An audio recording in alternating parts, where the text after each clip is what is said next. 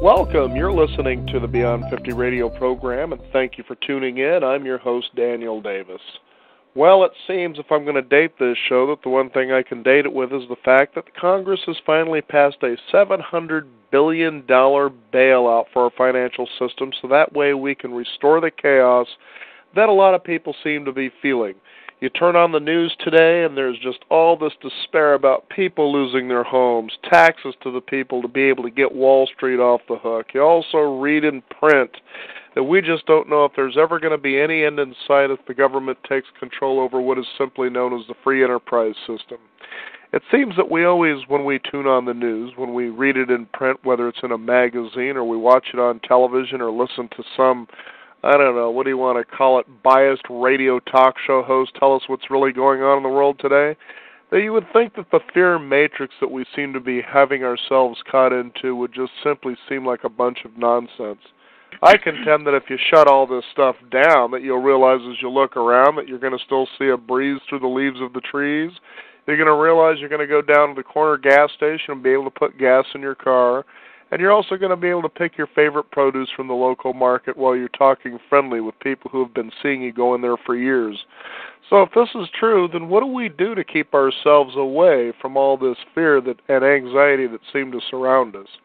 Well, joining us here on the Beyond 50 radio program today, our guest is going to talk about something that's simple but yet very, very profound at the same time, where it might just be able to help us get on personal track. On the Beyond 50 radio program today is our guest, Elizabeth Peter from Red Lotus, and she's going to talk with us about a couple of things that we can do so that we can realize that sanity is more than just a fingertip away. And Elizabeth, thank you for joining us here on the Beyond 50 radio program. Oh, thank you, Dan, for having me. Now, what can we do amidst all of this chaos and humdrum melodrama that we seem to hear and sense and experience all around us that can make us realize that things really aren't as bad as people seem to make them out to be? Well, Dan, I think our consciousness is moving along very fast, and as you remember, perhaps all these ancient systems that had existed over 5,000 years, our ancestors have been much more in touch with their own natural environment and the cosmic environment. So they charted patterns. They wanted to observe patterns. They created elaborate patterns of systems, charting systems, in which they can somehow fit their lives into their natural environments.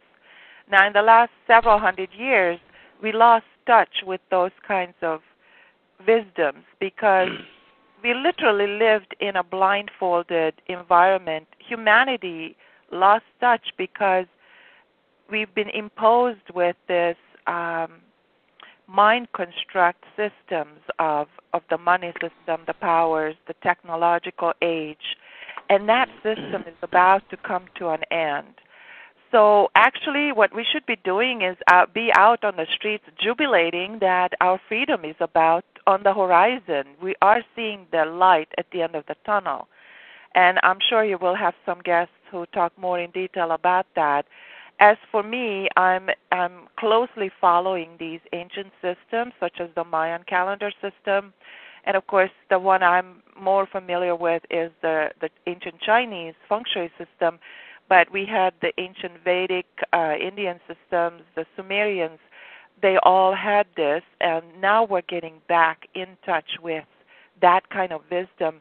So our human self, our own consciousness, is becoming more and more empowered. We're coming to the forefront of who we really are as individual human beings, and we're starting to see that these systems are falling all around us, falling away from us.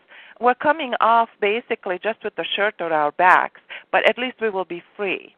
So we can now start to come out of this prison of mind-constructed systems and create something that's free, healthy, and we can be happy again. That is my view on it anyway. Well, it's also important that, people this day and age, they kind of get wrapped up in what you would call a repetitive lifestyle. They get up, they go to work, they go home, they sort of let cable TV wash over them, and that becomes the, next, call it water cooler conversation. And I know that I've even found myself out in the world, and it seems that really people don't generally have anything significant to talk about anymore outside of, did you see this movie or have you been to this concert? We're all wrapped up into things that other people are doing as a means for us to connect with each other. And it seems after a while that a sense of aggravation would alarm somebody to wake up and say, there's got to be a lot more to do and to talk about than simply being caught, in this sort of loop, if you will. Yeah, what you will see more and more, it's like the tube doesn't make any sense. People who just talk away, the talking heads don't make sense. Our officials, politicians, nobody is making sense. That's why our kids don't pay attention to our school teachers, because remember, these are systems of the mind. And interestingly, there's been a lot of talk about how the mind really only operates at 24 frames per second, which is a very limited speed limit. And our consciousness, on the other hand, has no speed limit, and our consciousness is already starting to surpass our mind. The mind is a tool, although a lot of people like to identify with their minds as if that's them, they're themselves. The truth is, our mind is not us. The mind is a tool, like the tail was a tool. And the tail, as you know, we don't use it very much anymore. But the mind we're still very attached to, and that is what's causing the pain in most people. That's where the fear is coming from. The mind is where ego is occupied with, fear. If the mind cannot keep up with the speed of consciousness, it goes into this fight and flight syndrome and creates a whole bunch of fear. Mm-hmm. And so that's how these last hundreds, actually the last decades, all this fear has been constructed about, we have the good and evil, and these people are evil, and these people are good, and then all these wars have been perpetrated more and more and more. We will see the end of that only simply because the mind cannot keep up. As you know, in movies, if you watch a movie, it's shot at 24 frames per second simply because that's the only way we can actually watch a video or a movie. If you would speed up that screen, all you would see is blimping lights, passing in front of your eyes. And so that's what's really happening. Our consciousness is passing by this 24 frame per second speed. And so those who want to keep up with this consciousness, such as our youngsters, as you can see in music, in art, in these crazy sports where, the kids are out skateboarding at a speed of craziness, we're like, oh my God, what is that? It's because they're practicing that speed. Our sports people, we pay millions of dollars to people who play sports because we love to watch them being in that kind of speed where the mind is completely out of the way. So we need to be in that. We need to keep up with that speed. And I know it's not that simple. And so the fear sets in from time to time. Now, you were talking earlier in the program about ancient systems and the need for inventing elaborate systems such as Feng Shui, being able to be in harmony with nature. Now, talk about, first of all, what Feng Shui is and why it can be important in our daily lives to actually, I would think, create more inspiration as you're out into your day instead of just melancholy. Yes. Feng Shui was, like I mentioned, invented by the ancient Chinese because they too were afraid of their, environments, of course, the wild beasts and whatnot. So they had to figure a way out to have peace of mind. Remember, when you have peace of mind, you basically have happiness. Then you can finally function. And so that's why this system is now coming back and becoming extremely popular, especially in Asian countries, but everywhere. It's permeating the West, obviously, very much. And so it is not simply some kind of a fad or just to satisfy your curiosity. It's a useful tool. Not unlike if you go on a ship, you need a navigating system, you need a map and a compass at least to know where you're going. So the difference between knowing that and someone who just takes off on a ship without any map, you can imagine how lost and fearful that person would be. And that's basically how we are living here in the West. Many are so disjointed and disconnected from these patterns that have been charted by our ancients. So feng shui is a very useful tool. And so once you know how you're navigating your life, let's say you know about your own self, you know certain times of your life are better than others, and you know it's going to snow tomorrow, then you're not going to do certain things. Or if you know what career suits you best, you can avoid a lot of pitfalls. You know what kind of people you surround yourself with, partnerships or coworkers or friends. You know how to understand them because you know about their charts. That way you can really create more peace of mind and perhaps even prosperity for yourself. So that is why, in fact, in ancient China, this system was only used, obviously, once the ruling systems have been created 3,000 years ago. The rulers basically kept this to themselves. The masses were completely ignorant of this. And so even in communist China, of course, they suppressed it to a point where traditional Chinese doctors, like my teacher, were not allowed to use this tool to diagnose, for example, for their health. They use it in every area. You can even chart the financial system with this, which we've done. I've done my New Year's newsletter, if people want to read that, on my website. So you can basically create a lot of wonderful prognosis and predictions based on what we call the Bazi system. But of course, the feng shui system is more designed for your environment. But remember, the human is always important. So the human predictive system, but the Bazi system has to be used in conjunction with the feng shui system. So I'm using both those to help people find more peace of mind, basically, and to find the right environment or create more harmony within the existing environment that they live in. Now, Elizabeth, when people actually begin to put into practice feng shui, and you were talking also about a thing or a system of Bazi, what kind of transformations or changes can they personally see in what period of time? Well, let's say you have a question about career. Let's say you are very confused about your career, like you mentioned in your show. A lot of people go to work and they are really not enjoying what they're doing. But we know that we each come in with a dream, with something that is your calling in life, your purpose in life. And sometimes, somewhere along the lines, people lose touch with their dream. Some fulfill their dreams. Those are the happy ones, right? The artists or those who feel happy with what they do, but not all of us. And so with these imposing system of, let's say, the money system, where sometimes you just have to abandon your dream because you need to make money to survive, now we can find that we can leave those jobs and really follow our dream.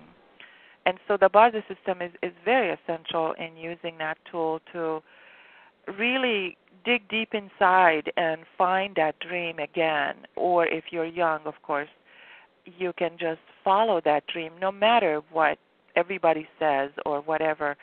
Sometimes it resonates with your intuition. Remember, intuition is that inner knowing that is coming more and more in the forefront as these systems are leaving us. And we will be much, much more in the knowing. You won't even need somebody like me to ask what you need to be doing. You will know. Intuition is becoming more and more the guiding compass that we lost over the last several hundred years. So there's a chance for someone who gets caught up into the day-to-day routine of listening to everybody else while they're going to a job they don't enjoy to basically engage in these systems effectively to be able to make the kind of transformations that they want to make? Right. These systems were basically set up by our ancient ancestors to guide themselves, and perhaps they thought of us, their future children. But the truth is that we are actually at such a juncture in creation where these systems were kind of like the training wheel. When you're still learning how to walk or how to ride a bicycle. These training wheels are falling away, and these were just basically to help us navigate life while we still lived in fear or in oppression. Slowly but surely, we're moving into the age of universal bliss. By 2011, based on the Mayan charting system, we will be in the age of intuition, where we will be living like when those $1 million football players or basketball players were what they call, the sports people call it the zone or the flow, where you completely come out of the mind construct system and you're just flowing. You're just in your zone and you're just moving at the speed of light, basically.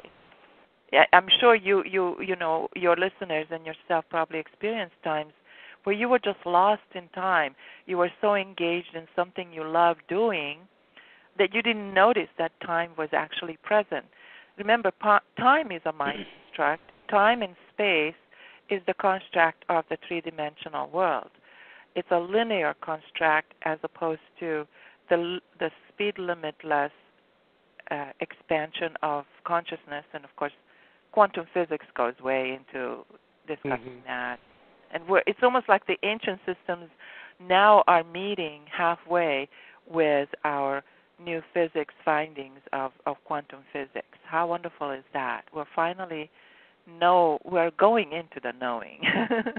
Well, it's just interesting when you take a look, as I had suggested earlier in the program, that, for instance, that people follow the news, and basically the news seems to be broadcast from I don't know, call them groups or areas of people who want you just basically to follow what it is they want you to follow, and mindlessly, in a lot of cases, that's what people really do, is they just kind of, oh, I guess if the news tells me this, then it's true.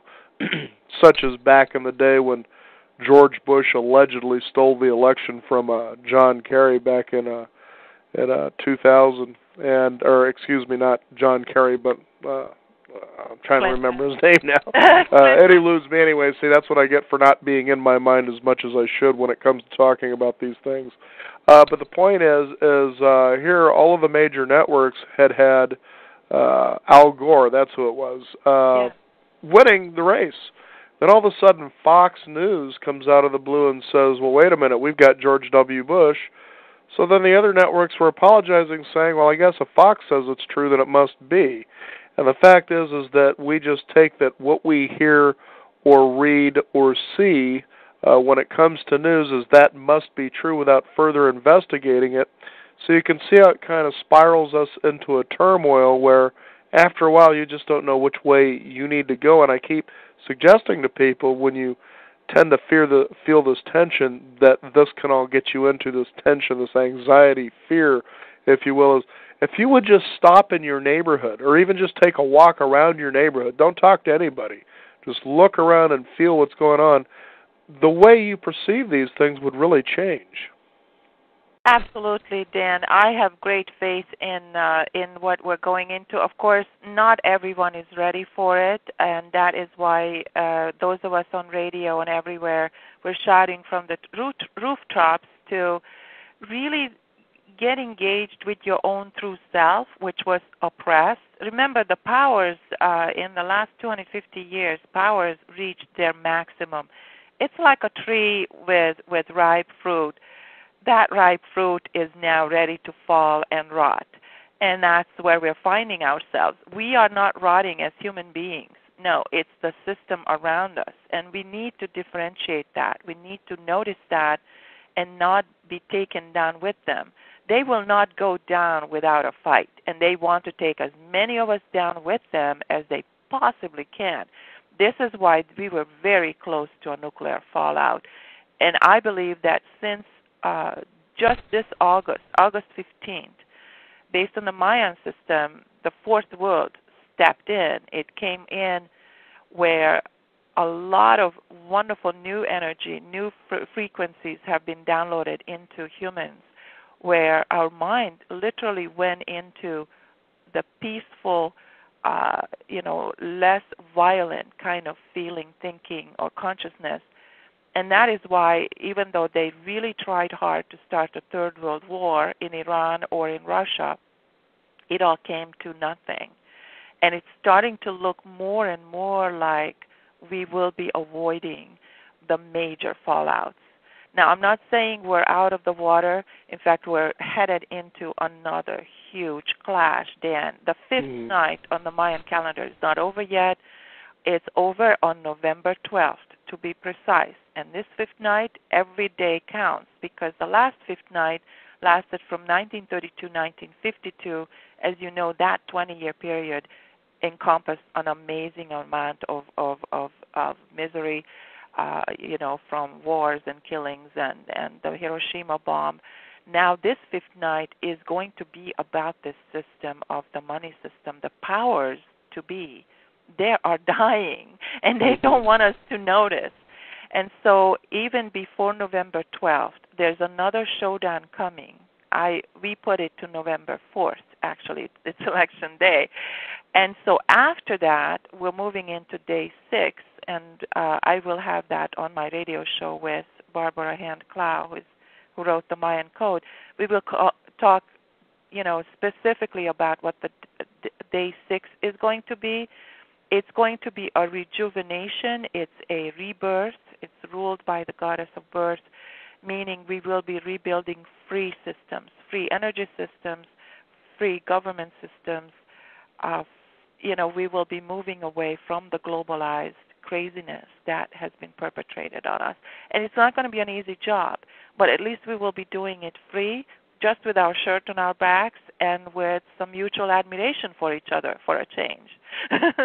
Yeah, that certainly would be a nice change of pace, because you take a look at every presidential election, it's always usually the same things they talk about over and over about how they're going to improve the system of people's well-being. We're going to lower taxes, we're going to work on health care, we're going to work on education, and yet they've been saying this, it seems like forever, and then each 4 years it's either a little better than the last 4, it gets a lot worse, but generally overall it doesn't seem to change too much in the way that it's put into practice. And I know that a lot of people have tremendous hope for the outcome of this particular election, but then at the same time, people seem to face the reality, well, after what we've done in the last dozen or so years, it seems like an incredible hole for, like, our country, for instance, to dig itself out of. But, again, I think if people step back and pull away from some of these things, and as you talk about creating a feng shui, which is a natural environment for getting energy to flow, you talk about Bazi, and as you were stating earlier, the 4 pillars of destiny, getting people on track to do what their passion, their special reason for being here is, then you'd find looking into those matters that are always shared with us on a regular basis to make us feel like, oh, the whole world's off its rocker, it's going to end any day now, that it wouldn't be as bad as we think it is, according to what we're being told. No, the sky is not falling, Dan. In fact, I have great faith in the intelligence and the higher consciousness of us humans. Especially the younger generation, they came in wired to go at this speed of consciousness. The older folks will have a harder time adjusting to this, but I believe that we have a way to climb out of this craziness. By November 4th, American people hopefully will wake up and realize they cannot give away their power to anyone else but themselves, and so they can now create something locally, and they can create a world in which they can be effective. They will be heard. We cannot bail out. This bailout is going to fail because it's like throwing, when you have a sinking boat with a hole in it, you cannot take a thimble and keep throwing water out of it. It's going to sink. And that's what basically they're doing. They're holding up these rotten apples on the tree, hoping that it's not going to fall. It's going to fall. Good analogy. So, yeah. Instead of letting them fall and becoming fertilizer for a different tree to grow, in other words. So, we are starting to see, hey, they're looking to us to bail them out when they used to laugh at us, taxpayers. They were wasting millions and billions of dollars or God knows what on wars and drug trafficking and whatnot. All the big businesses and all these big banks, they were basically doing nothing but taking money from the taxpayers to play their war games and drug games and dirty stuff that is now in the age of ethics. Such rotten systems cannot exist. And, of course, Pluto, the wonderful planet of Pluto, doing its cleanup job in a big way. You ain't seen nothing yet. When Pluto goes into Capricorn by November 29th, to be precise, we will see the cleanup job really begin. And we, the people, were realizing, hey, they're coming to us to borrow money from us when they already robbed us blind. How does this work? Well, they're just printing trillions of dollars of money that's going to be worth less than your toilet paper. So it's not going to happen, Dan, and we need to wake up to really start rebuilding our own backyards, our own communities. That's the only way we're going to come. We can't wait for these guys. It's a circus show. It's nothing but a circus show. Yeah, it's definitely we're in interesting times, to say the least. Now, as you talk about the cleaning of systems, what type of opportunities do, I guess we'll just, for the sake of using the kind of language that's out there now, what can Main Street do to sort of change and guide their destiny to where the possibility of something like this happening again couldn't happen, because people are now guided with a better ethical intuition, as you were saying, and that they can be guided in their own direction without being swayed by another, I guess, fear tactic. We need to go to war because this country is a threat to us. We need this bailout, or otherwise you're going to lose your houses and jobs. But you never talk about the politicians losing their jobs. God forbid should they have to lose their jobs. They hate losing their jobs, but how does this change the mindset or the spirit of a person where they will no longer buy into what we're being fed? Well, fortunately, Dan, there's a lot of wonderful, empowered individuals in our world. As you know, we have the billionaires, basically, who have woken up to this, and they are ethical, and they are empowered more and more to bring us the new technologies, the free technologies. The technologies existed over 100 years. We're quite ready for using free technology to empower our transportation systems, warm our homes, cool our homes, and use these things. This whole new green energy movement that's happening right now, the conservation movement, the environmental movement, we will have to rebuild our homes, our infrastructure, our roads and bridges are collapsing. All these things need a lot of work, and so we will see that we will be very careful in electing some wonderful local officials, hopefully young ones with the good ethical standards this time, because they won't be tied into the money system or the federal government system anymore. And besides, this is worldwide, Dan. This is going to be a global collapse. It's not just the American government that's corrupt or the American system that's corrupt. It's so tied in. It's like a wheel with a cog. When you pull out the cog, which is the money system, from this wheel, the whole cart collapses, which is the global system. And it's been predicted by the Mayans and those researchers that I've been following for years. I mean, I've been screaming from the rooftops 2 years ago that the money system is going to collapse, and nobody was listening. And everybody was in denial. In fact, even today, people are in denial about it. They think it's going to be somehow, how do you fix a rotten apple? I don't know. You get a worm that likes rotten apples, I guess. Then you elect him to become leader. Exactly. It's not going to happen with our leaders. We can see what a joking circus this is. It's a joke. Yeah. Well, it certainly seems to be, especially as you watch, even this presidential race and the debates, and you think to yourself, but nobody is really saying anything, and is it because they don't want to or because they realize we're just in a time that people just aren't buying it? And, and so you kind of, wonder which way to go there.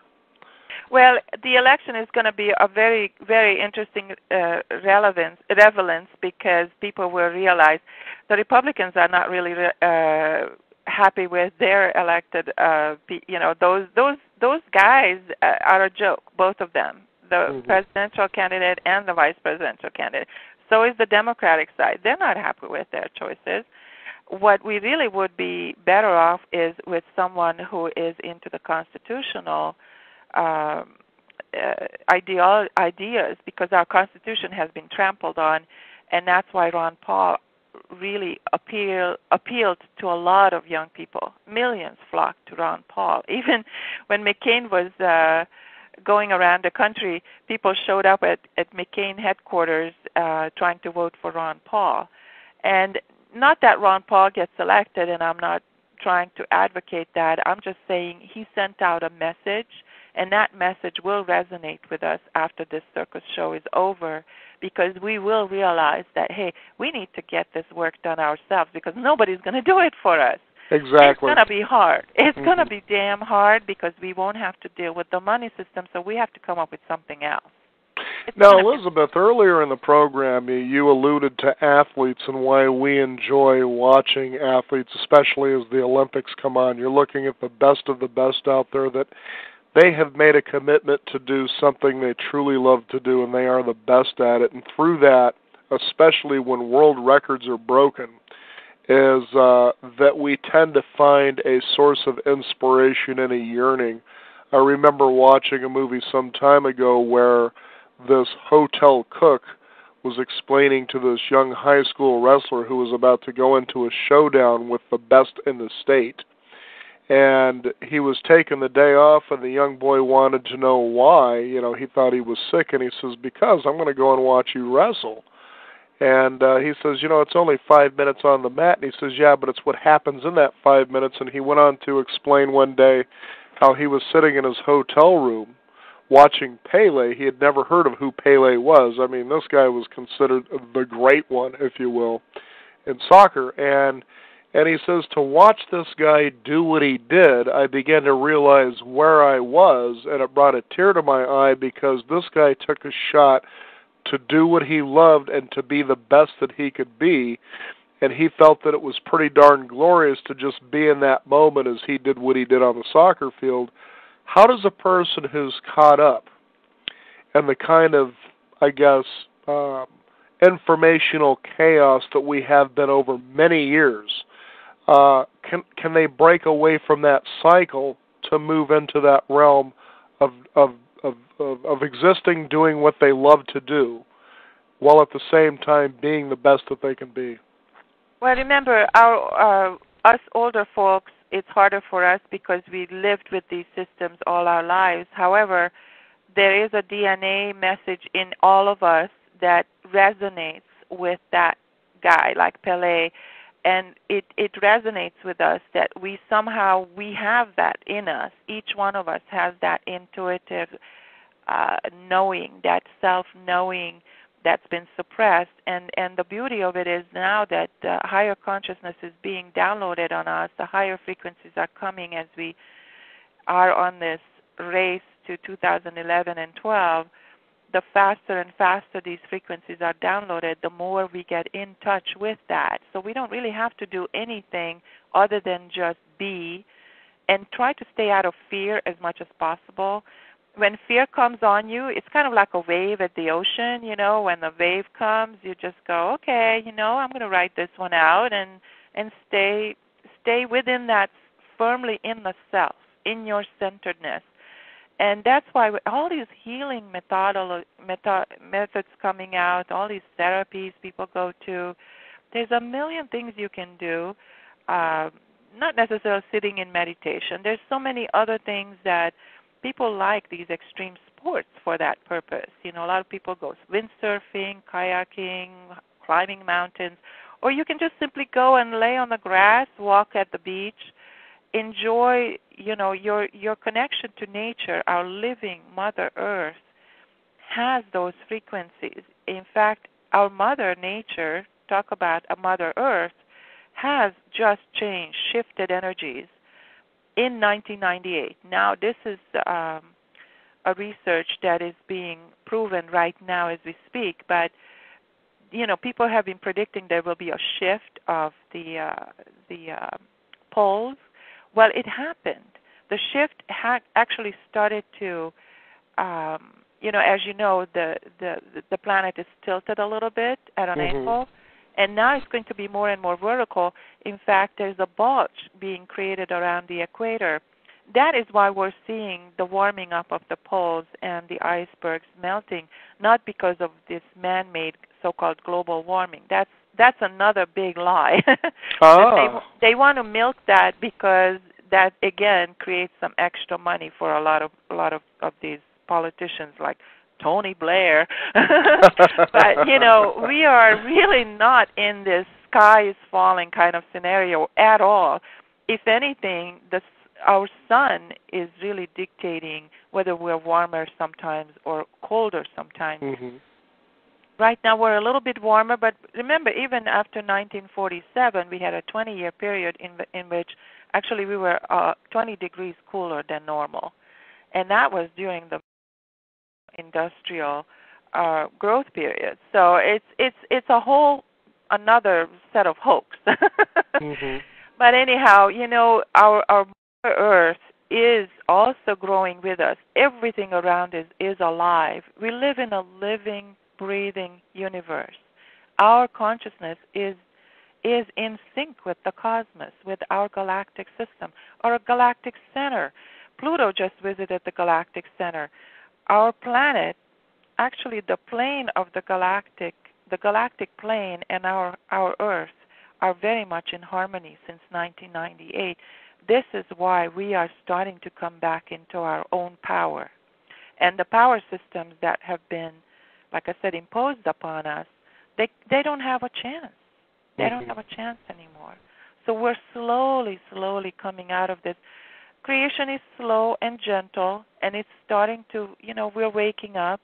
And our children, we call them ADD because they're so fast with the way they are thinking.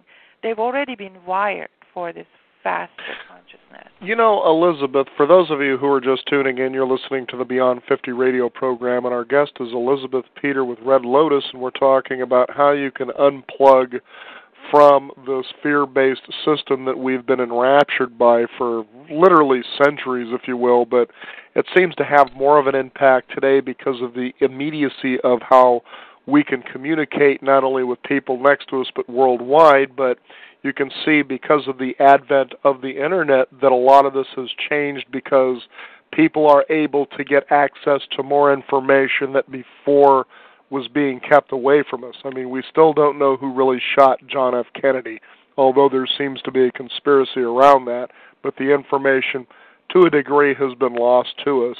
But you just said something about attention deficit disorder, and over the course of our program over the last 5 years, we have talked about, the rise in autism and the rise in ADD. It almost is more than a household name, whereas 20, 30 years ago, these were just things that were sort of on the fringe. Now, you're suggesting that ADD this day and age isn't so much of a potential mental disorder, if you will, but it's actually a new way of thinking that we're locking into a new system that is far accelerated from the one that we are in?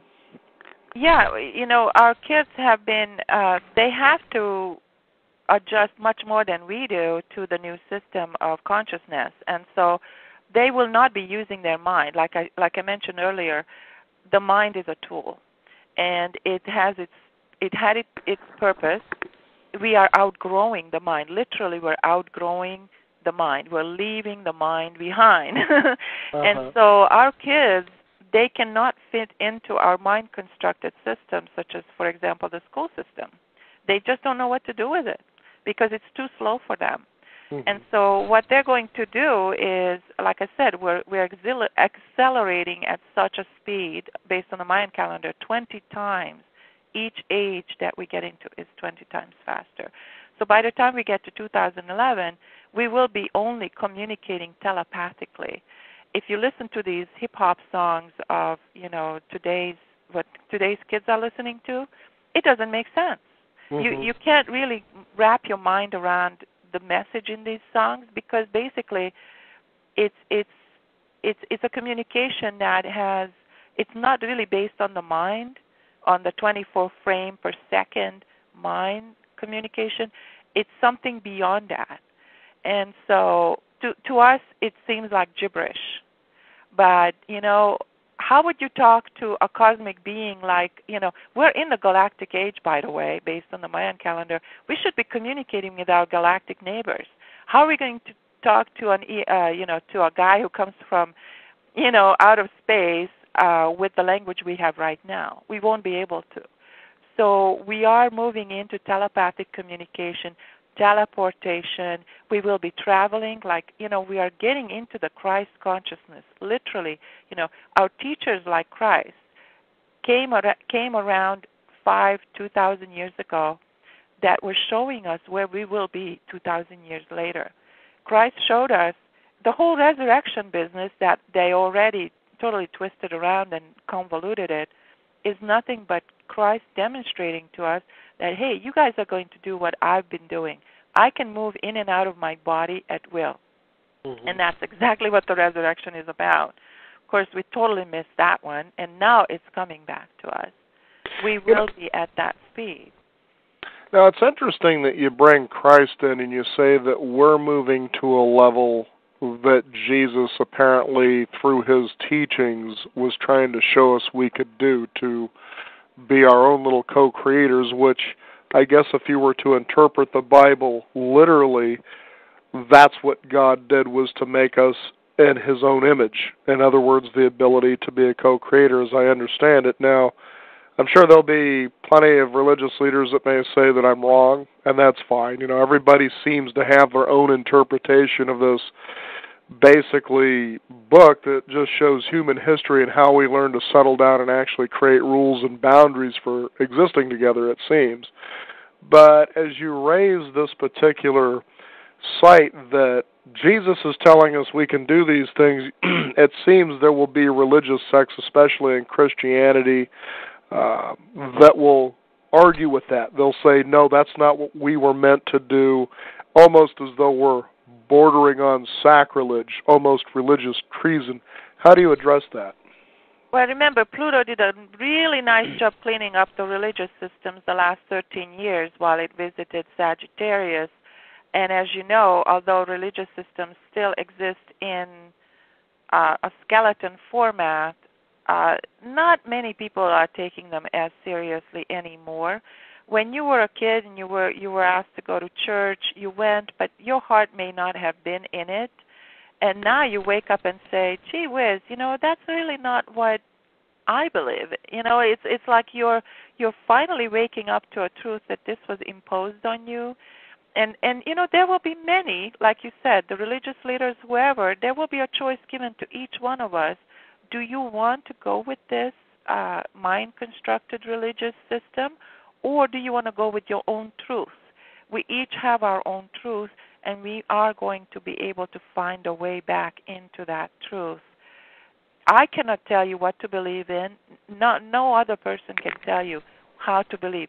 All I'm here to say is wake up to your own truth. I'm just a messenger. Mm-hmm. It's not like I'm never going to change your point of view. In fact, that's a whole other story about the Mayan calendar. The Mayans knew that there is a direct communication line. We have the space and time linear connection here, but they had a third one, which was intuition.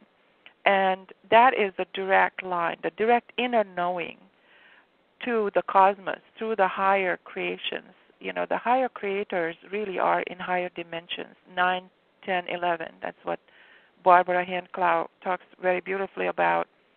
And actually, that line of communication, it seems now through quantum physics, we know we have a direct channel, kind of like a funnel going through the galactic center and comes straight into us. It's like we're wired through the galactic center into the higher consciousnesses. And that's what we can call God or creators. And these creators are done creating us.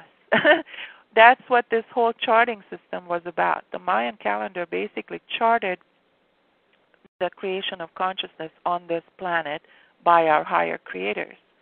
Now the choice is given to us, created ones, to co-create with them. And some of us will join this calling and some won't.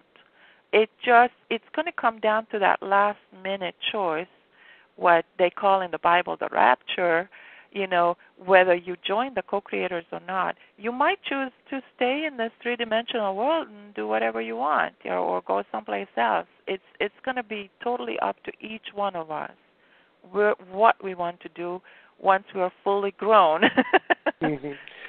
Now, it's interesting when you talk about it's up to us to do what we are meant to do. And as I was watching the vice presidential debate, to me, it seems Senator Joe Biden said something that was very subtle, but it was interesting, and that is that he had a judgment about people who were coming into Congress and coming in to become public servants.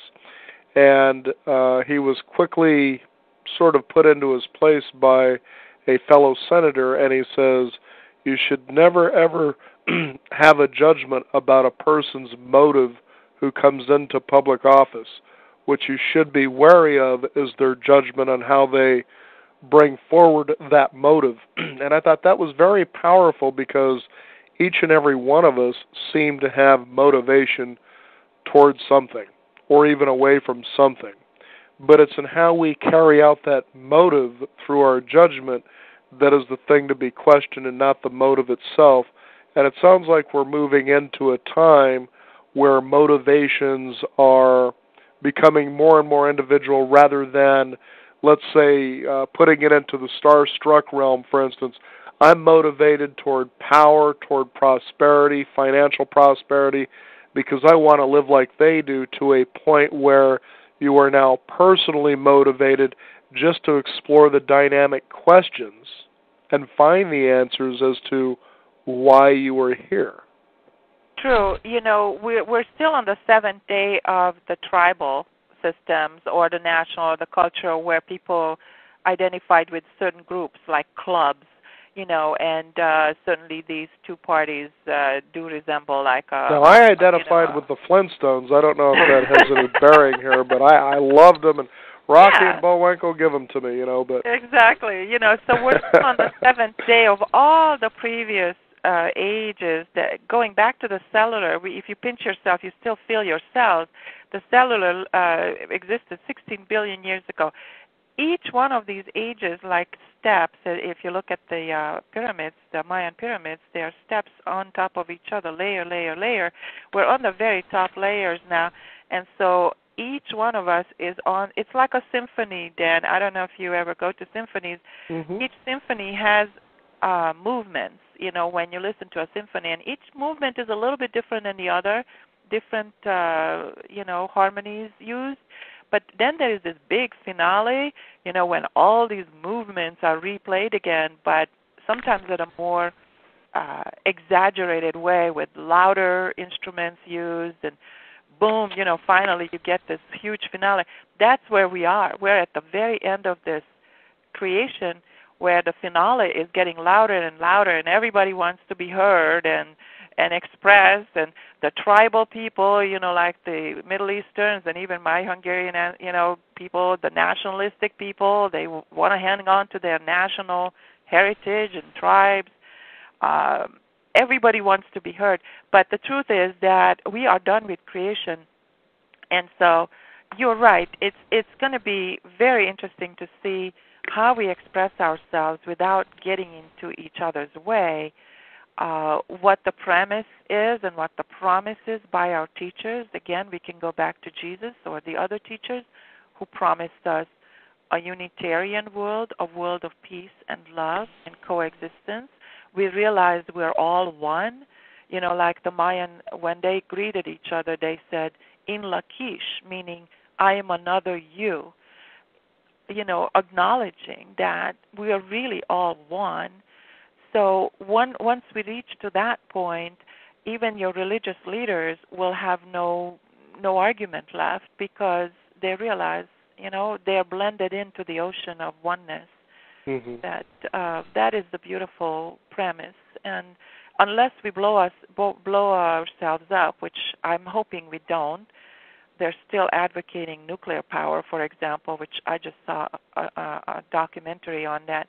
It takes thousands and thousands of years of those old nuclear power plants like Chernobyl to actually, dissipate its, the damage that's been done to our living Mother Nature. Mm-hmm. So we have to consider that our Earth is a living organism. You cannot put poison into that living organism.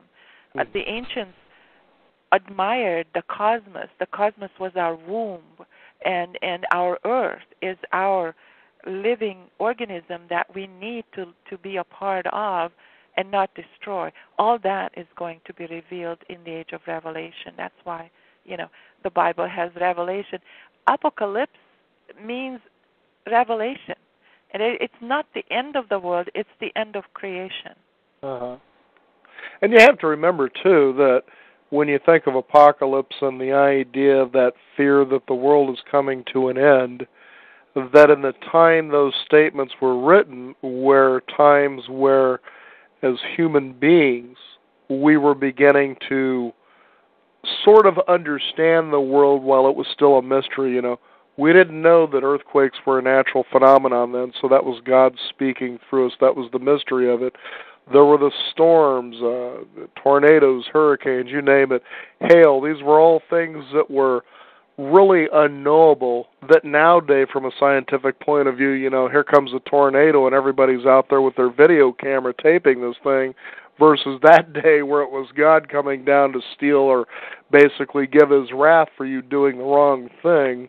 And you can see how that's changed. Now, what's really interesting when you talk about apocalypse and revelation is that we take a look at how war is today. An interesting documentary was out there about how we wage war. What is the purpose of it? And it was really centered on how the United States tends to go out and do this, being the superpower that it is. When you have basically the world's biggest, strongest U.S. force, or the military force that we have, it's hard to really be contended with unless you've got a nuclear missile that you can shoot over here. It's really hard for too many countries, if any at all, to really contend with us, and we just don't want to sit there either. We want to enjoy being boys with toys and kind of experimenting with them. But where it gets to the part of revolution is that you're seeing more and more now this message coming out about why we are being sold wars in the first place, and not just from civilian correspondents who write books, but also from former military leaders from history that are saying, look, this is how the face of war has changed. We need to become more aware of this so that can change. For instance, the U.S. used to always scale down after a war to where it had very minimal military power. But now, over the last 40 years, we've seen it just continually grow and grow and grow. And you think to yourself, okay, if all these books are coming out now, we're becoming more aware about the folly of how silly all this may seem to be, that why do you keep saying we're going to war? Because we seek peace. Right. Yeah, how do you have an ethical war? We're in the age of ethics. You cannot have, you cannot justify wars because we're not in the remember, morality, the moral majority basically just agrees to, I guess it's a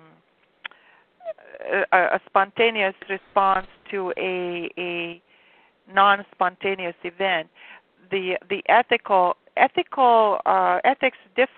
differs from morals in that the ethics comes from a very center of yourself, and it's a spontaneous response to a spontaneous event. That's why you can play unethical sport, but you can never play unethical war because you can never justify killing another human being. Mm-hmm. That goes against human ethics and the ethics of the cosmos or the galaxy. We don't kill, and so it's not going to happen anymore. It cannot.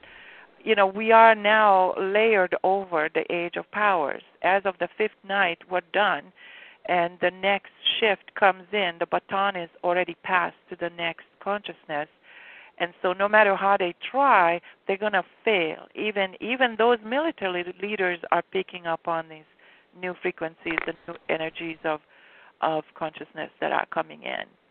So yeah, even Putin, he put an end to the Russian situation there. And so I don't think we're going to see those wars anymore.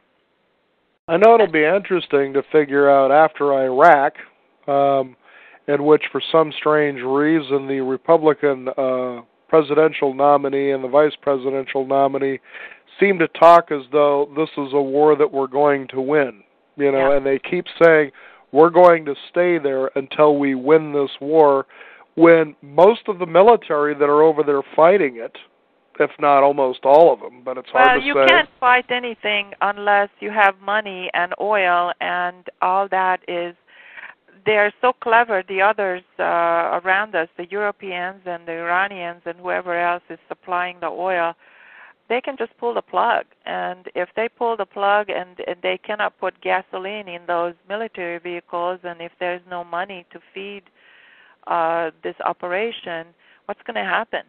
Mm-hmm. They're going to have to send them home. And those poor kids, that's where our compassion needs to go, that we used our kids, or they used our kids. They hijacked our military. They hijacked our kids.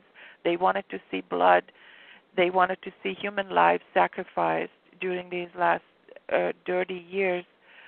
But it's over. The game is over. And actually, the Western, what Coleman calls the Western Hemisphere, is basically losing power to the Eastern Hemisphere. You talked about the Olympics. I don't know if you watched the symbolism of the Olympic Games, the beginning and the end shows, where these humans were lifted up in air. They were floating all around the.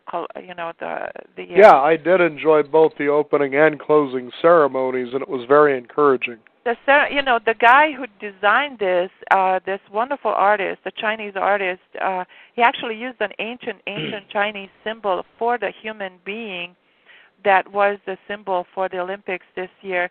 And it was amazing because this is the symbol for the human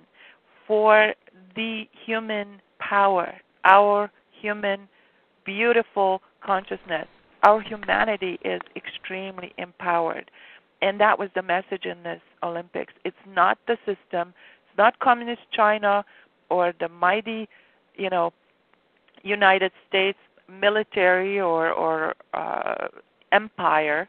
It's us, each individual human being. We are. It's interesting, too, Elizabeth, when you talk about that, when you talk about power, is one of the annoying things was how broadcast media continually kept embedding the idea now China's really showing that it's a superpower, and I thought, does anybody really care about that? Well, they went pretty silent after they saw those amazing ceremonies. They could not really, they were speechless, if you noticed. After but that, as you were seeing the athletes go about their business, I remember hearing Bob Costas, for instance, many times talking about China and the superpower. This, just goes to affirm they're the next superpower. And I kept thinking, is there a reason they're embedding this particular piece so that we need to be in a position to be worried when you look at that kind of expression, especially in the opening ceremonies of the 2008 Olympics, Summer Olympics, is that it was actually showing you just the opposite, that that's not what's important. What's important is world harmony and that we're all in this together. Interestingly, they love women's gymnastics, and the gymnastics coach of the girl who won one of the events was Chinese himself, and he selflessly helped her. The other girl was from Russia, and her parents helped her. Interestingly, the whole thing was very much blended in. And these guys basically started to shut up later on, And you know, I'm sure there's a lot of people who listen to these news. They still are very much buying into all those embedded talking points. Mm-hmm. But you know, slowly but surely, a lot of us are waking up, and we're not buying into this propaganda. You know, it's getting better. So one of the things that Elizabeth suggests for the listeners out there is the fastest way that you can get to peace is shut your television off, stop getting the paper, and don't be reading things such as maybe the National Enquirer isn't so bad. Or at least don't listen to Fox News. Don't listen to any news anymore. It seems like they're all starting to sound the same. You know, they give you a bunch of generalities but no facts anymore. But right. I think really it's an illusion. And what's also encouraging that you've said over the last hour here is it's been a real pleasure to have you here on the program, Elizabeth, is that you talk about the young being in tune, and I say, as I've said to people, I said, pay attention because the youth today are a lot more intuitive and a hell of a lot smarter than we were then, because they are questioning things at a younger age, not just questioning, but actually doing something about those things that just don't make any sense. But remember, we also had the 60s. The 60s were a preview, and it woke our baby boom generation up. At that point, we knew what we wanted to implement, but of course it was a little too soon. Now we can implement those ideologies that were born out of the 60s. Mm-hmm. That's where we're going to go back to. And our young ones will join us with that. Mm-hmm. Yeah. Very encouraging times, as the Bob Dylan song says, the times they are a-changing, and they certainly are at a pace that even those in power are trying to figure out how can we continue to do what we've been doing and do it successfully. It just doesn't seem like it's happening. I think one encouraging note on this big $700 billion bailout was, to me, what was really interesting about it was how the Bush administration was pushing hard. We need to make this thing, voted in overnight right now. Otherwise, the whole world's coming to an end. And Congress simply said, no, that's not what's going to happen, nor will we let it happen. So you can see, even in the circle of power, that people are waking up to realize, we can stop and slow these things down. We can start thinking through these things again, unlike we were able to before. Those Congress people, they have to come back home, and they need to be reelected again. So their lives are on the line, whereas Bush is going to go home to his ranch, and he doesn't give a damn, right? Yeah. But these guys, they're going to be on the hot seat come November, because who is going to reelect them? Mm-hmm. Are we going to reelect these jokesters? They haven't done anything for us, right? Yeah. So, who are we going to elect, Dan? I think George W. Bush would be a great guy to reelect. I think just because he's found a way to bring out the worst in all of us, and it's very encouraging because those are also aspects of ourselves that we need to learn to understand, to be compassionate, and learn to love. We just don't get ourselves to that elevated opportunity with as much power as he's enjoyed over the last 8 years, but then again, he hasn't done it alone either. I'll tell you, again, it's always fascinating to talk with you about these things. People think, beyond 50, what's this all about? But, it's also about seeing things a lot differently that you may be used to. You don't always have to agree, but at least hopefully it gives you an opportunity to think, to look into a matter a little bit deeper, to just basically do your homework a little better if we can show you sides that maybe you just weren't familiar with. And Elizabeth Peter, it's been a real pleasure to have you here on our program today. It's an honor. Thank you so much for having me, Don. You bet. I always feel encouraged because the times they are a-changing. And thank you again. Thank you. Thank you, Dan. Have a good one. You bet. I want to thank you also out there, the listeners, for tuning in. You've been listening to the Beyond 50 radio program with our guest Elizabeth Peter of Red Lotus. So, look, on the horizon it sounds like things are becoming good again, if you will, because we're all beginning to understand that we ourselves have our destiny into our own hands. So the direction, the judgment we use in knowing that is what will change the world that we see around us, because we've simply changed the way that we see it through ourselves. And Certainly you don't have to buy into all the hype that you see out there, or the news, if you will. They're trying to do the best they can, but if you shut that off and look around, things really aren't as bad as they seem to make them out to be. Want to encourage you also to tune in and to join up on our website at beyond50radio.com. That is the number 50 with a 50, and sign up for our free weekly e-newsletter. That way you can find out about our shows and what we're involved with, and we also welcome your questions and comments. Also like to thank one of our sponsors today, which is HemiSync. If you'd like to tap into more of your brain's innate abilities, enter meditative states reliably and easily. That way you can kind of tune out the news there and feel a lot more comfortable. Reduce stress, certainly by shutting off the TV and not reading the paper every day will help you do that. If you'd also like to be more creative and productive, concentrate and focus your attention when needed, experience deep restorative sleep and refreshing cat naps, or just uncover your intuitive talents, which we all should be doing, you can do all this and more with the aid of HemiSync audio CDs. They're refined with more than 50 years of research and development, supported by numerous independent studies, reports, and articles. The patented HemiSync technology has been scientifically and clinically proven to be effective. To find out more, just simply visit the Monroe Products website at www.hemi-sync.com, and those are all small letters. That is hemi-sync, SYNC.com, or just call 1-800-541-2488 to learn how this exceptional technology can help you achieve your greatest potential. I'm Daniel Davis. Thank you for tuning in today, and remember, live your day past halfway.